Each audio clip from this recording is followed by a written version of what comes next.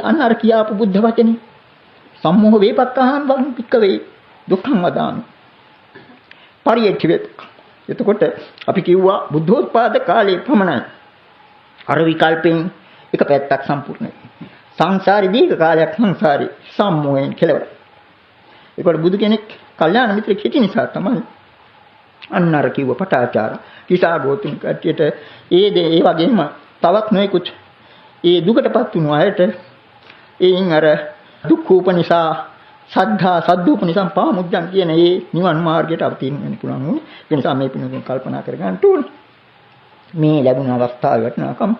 ඒක නිසා ඒකෙන් ප්‍රයෝජන අරගෙන ප්‍රායෝගික වශයෙන් ගත හැකි මේ දේශනාවේ උගතුන්ට සමහරුන්ට විශේෂ වෙන්න පුළුවන්, සමහරුන්ට විශේෂ වෙන්න පුළුවන්.